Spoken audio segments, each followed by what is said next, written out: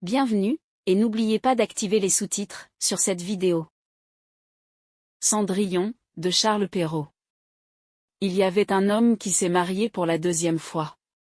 La nouvelle femme était très fière. Elle avait été mariée avant, et avait déjà 2 filles. Les filles étaient exactement comme elle. L'homme avait une jeune fille, de sa première femme. Elle était très gentille et douce.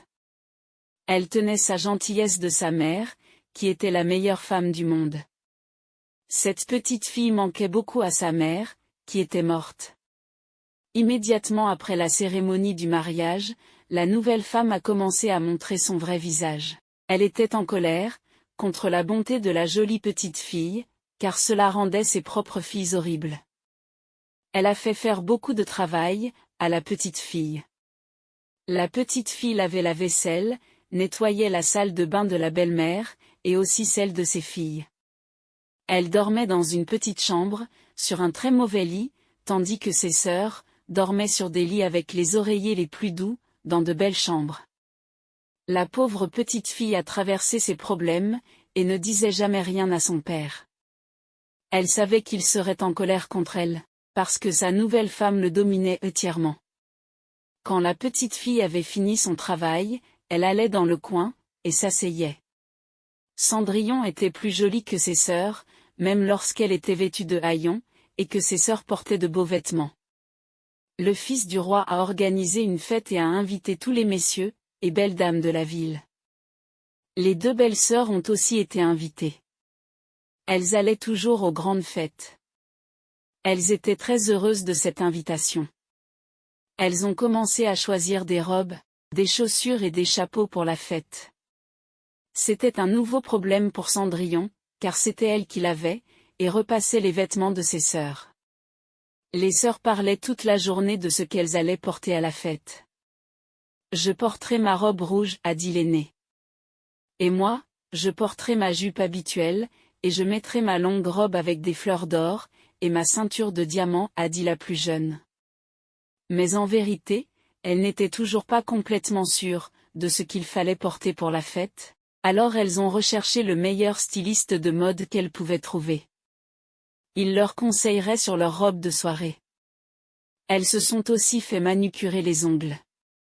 La petite fille a aussi été appelée pour les conseiller, car elle avait très bon jugement et les conseillait toujours au mieux. Elle a également proposé de les coiffer.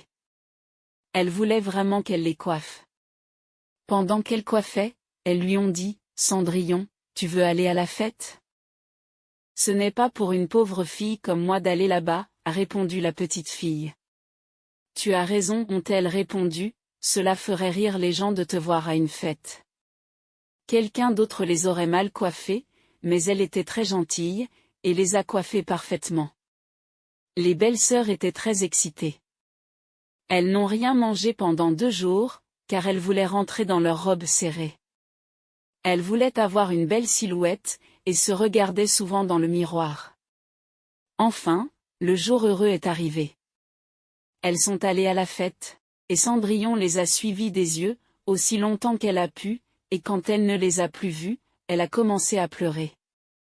Juste à ce moment-là, sa marraine la fée, qui la surveillait en secret, l'a vue pleurer, est apparue devant elle, et lui a demandé ce qui n'allait pas. « Je voudrais. Je voudrais. » Elle n'a pas pu terminer sa phrase, interrompue par ses larmes et ses pleurs. La marraine fée lui a dit, « Tu veux aller à la fête, n'est-ce pas ? » « Oui, » a crié la petite fille. « Très bien, » a dit sa marraine, « sois une bonne fille, et je te ferai aller à la fête. » Puis elle lui a dit, « Cours dans le jardin, et apporte-moi une citrouille. » La petite fille est allée immédiatement, a ramassé la plus belle citrouille qu'elle a pu trouver, et l'a rapportée à sa marraine. La petite fille ne comprenait pas comment cette citrouille pourrait l'emmener à la fête. Sa marraine a vidé toute la citrouille, ne laissant que l'écorce. Elle l'a frappée avec sa baguette, et la citrouille s'est transformée instantanément, en un beau carrosse couvert d'or. Ensuite, elle est allée regarder dans son piège à souris, où elle a trouvé 6 souris. Elles étaient toutes vivantes, et elle a demandé à Cendrillon d'ouvrir la porte du piège. À mesure que chaque souris sortait, elle la touchait avec sa baguette, et la souris se transformait en un beau cheval. Elle a fait 6 beaux chevaux, de couleur grise comme les souris. Mais il leur fallait encore un cocher. Je vais voir, s'il y a un rat dans le piège à rats, a dit la petite fille, tu pourrais le transformer en cocher. Tu es maligne, va voir, a répondu sa marraine. La petite fille a apporté le piège à sa marraine, et il y avait 3 gros rats.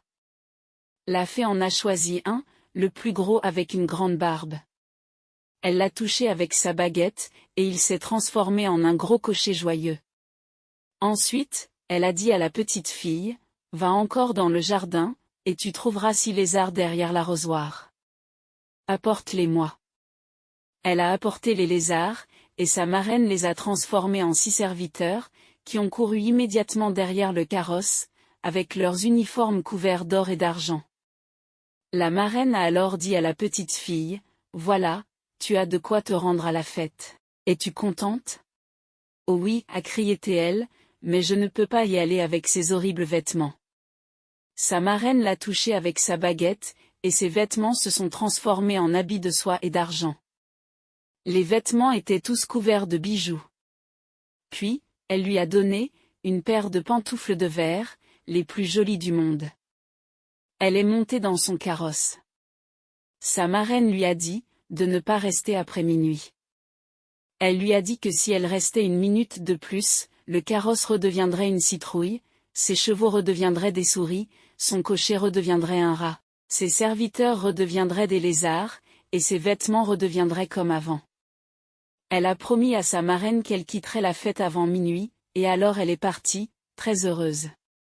Le fils du roi a été informé qu'une grande princesse devait venir.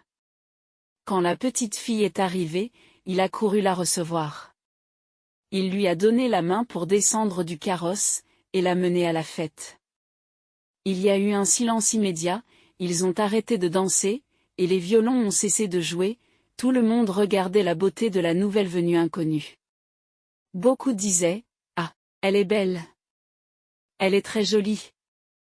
Le roi ne pouvait pas résister à la regarder. Il a dit à sa femme qu'il y avait longtemps, qu'il n'avait pas vu une femme aussi belle et charmante. Toutes les dames regardaient ses vêtements et son chapeau, pour pouvoir en faire des similaires le lendemain, si elles pouvaient trouver le matériau et les mains habiles pour les réaliser. Le fils du roi l'a conduite à la plus belle place, et ensuite l'a emmenée danser avec lui. Elle dansait très gracieusement. Il l'admirait de plus en plus. Un bon repas a été servi. Le jeune prince n'a rien mangé, car il était avec la petite fille.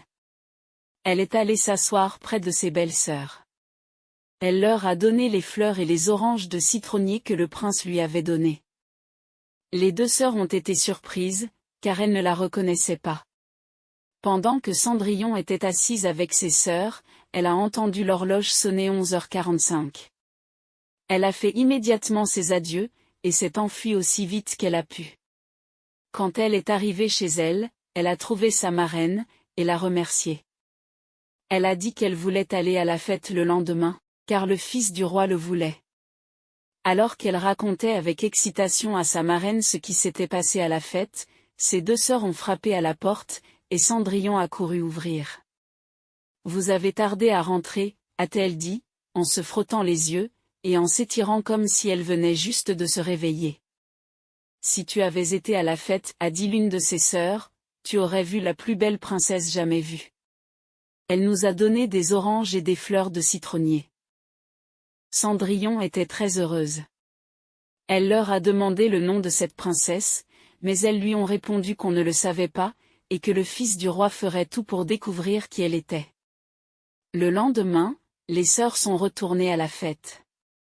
Cendrillon y est allée aussi, encore plus magnifiquement habillée que la première fois. Le fils du roi était toujours à ses côtés, et lui parlait tendrement. La charmante fille s'est amusée, et oubliait ce que sa marraine lui avait dit. Tout à coup, elle a entendu l'horloge sonner minuit. Elle s'est levée et a couru aussi vite qu'elle le pouvait. Le prince l'a suivie, mais il n'a pas pu la rattraper. Cependant, elle a laissé tomber une de ses pantoufles de verre, que le prince a ramassées précieusement. Cendrillon est arrivé chez elle, essoufflé, sans carrosse, sans cocher, ni serviteur, vêtu de ses pauvres habits. Rien ne restait de toute sa splendeur, sauf une petite pantoufle de verre, l'autre ayant été prise par le prince. Les gardes du palais ont été interrogés pour savoir s'ils n'avaient pas vu sortir une princesse. Ils ont dit qu'ils n'avaient vu sortir personne, excepté une jeune fille très mal habillée, qui ressemblait davantage à une paysanne, qu'à une jeune fille bien née. Quand ces deux sœurs sont revenues de la fête, Cendrillon leur a demandé si elles s'étaient bien amusées, et si la belle dame y était encore. Elles lui ont dit que oui, mais qu'elle s'était enfuie quand il avait sonné minuit, si vite qu'elle avait laissé tomber une de ses jolies petites pantoufles de verre. Le fils du roi l'avait ramassée, et il n'avait fait que la regarder tout le reste de la fête, sans plus parler. Peu de jours après, le fils du roi a fait publier, à son de trompe, qu'il épouserait celle dont le pied serait juste de taille à la pantoufle de verre. On a commencé à l'essayer aux princesses, puis aux duchesses, et à toute la cour, mais inutilement. On l'a ensuite apporté aux deux sœurs, qui ont tout fait pour faire entrer leurs pieds dans la pantoufle, mais elles n'ont pas réussi. Cendrillon, qui les regardait et qui a reconnu sa pantoufle, a dit en riant, « Laissez-moi voir si elle ne m'irait pas. » Ses sœurs se sont moquées d'elle, mais le gentilhomme qui faisait essayer la pantoufle, a regardé attentivement Cendrillon, et trouvant qu'elle était très jolie, a dit que c'était juste. Il avait reçu l'ordre de l'essayer à toutes les filles. Il a fait asseoir Cendrillon, et en approchant la pantoufle de son petit pied, il a vu qu'elle y entrait sans effort et y était parfaitement ajustée.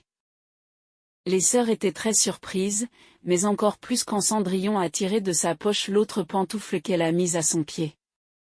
À ce moment-là, sa marraine est arrivée, et touchant Cendrillon avec sa baguette, a fait disparaître ses habits misérables et l'a rendue plus magnifiquement vêtue que toutes celles qu'elle avait vues jusqu'alors. Les deux sœurs ont reconnu en elle la belle dame qu'elles avaient vue à la fête.